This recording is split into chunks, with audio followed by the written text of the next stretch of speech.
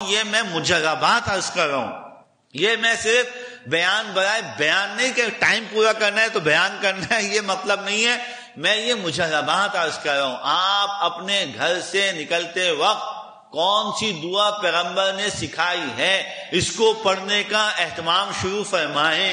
آپ کھانے سے پہلے ہاتھ دھونے کا، کھانے کے پہلے وہ دعا پڑھنے کا، بیت الخلاء میں جانے سے پہلے دعا پڑھنے کا، بیت الخلاء سے فارغ ہونے کے بعد دعا پڑھنے کا، اور ان چیز آپ کپڑے بدلتے وقت مسواک، وضو کرتے وقت مسواک کا، یہ ذرا آپ شروع کر کے دیکھیے. اور اپنی زندگی کے اندر ہر انسان کی زندگی میں صبح سے شام تک کے جو معمولات ہیں، ہر آدمی اپنے اپنے آپ میں بیٹھ کے یہ سوچے کہ یار میں نبی کے طریقے کے مطابق چل پڑوں، اس کے لیے مجھے معلومات ہونی چاہیے. اس معلومات کو اکٹھا کیجئے، اپنی زندگی میں شامل کیجئے. میں آپ کو اسے عرض کر رہا ہوں کہ صرف میرے کہنے پہ نہیں، آپ صرف یہ سوچ کے کہ پریکٹیکل کرنے میں کیا مشکل ہے، تجربہ کرنے میں کیا مشکل ہے. کڑوی کڑوی گولیاں ڈاکٹر کے کہنے پہ صرف اس لیے کھاتے ہیں یار اگر فائدہ ہو گیا، یہ ایک دفعہ پانی کے گھونٹ میں اندر چلی گئی، اگر فائدہ ہو گیا تو اچھی بات ہے نا.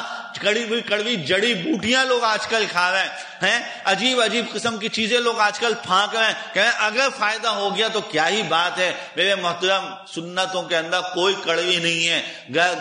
دوا گلے سے اترتی ہے، نیچے جاتی ہے، پیٹ بھی خراب کرتی ہے، 10 مسائل کھڑے کر سکتی ہے. پیغمبر کی سنت ابھی آپ کے وجود کے اندر مکمل نہیں جائے گی، اس کے فوائد انشاءاللہ پہلے نظر آنا شروع ہو جائیں گے.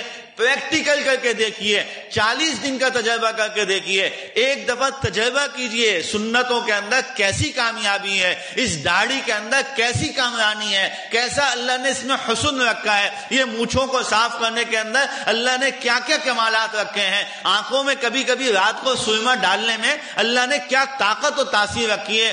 پیغمبر کے طریقے سے آتے ہوئے دیکھ کے آپ اس کو شمار کیجئے، یقین مانیے بڑی کامیابیاں ہیں. ہم لوگوں کو شیطان نے رسوا کیا ہوا ہے، شیطان نے ذلیل کیا ہوا ہے، شیطان ہمیں روکتا ہے. ورنہ لاکھوں لوگوں، کروڑوں، لامحدود لوگوں کی کامیابی دیکھنے کے باوجود بھی اگر ہم پیغمبر کو اپنا فیملی ممبر نہیں بنا رہے، اپنا فیملی سٹائل پیغمبر کے سٹائل کو نہیں بنا رہے، تو میرے محترم سوائے اس کا کوئی بات نہیں ہے کہ ہم اپنی قبر کے گڑھے کو خود کھود رہے ہیں، ظلم کے ساتھ کھود رہے ہیں، اپنے آپ کو تباہی کی طرف لے کے جا رہے ہیں، اور کوئی چیز نہیں ہے جو ہمیں روک رہی ہے.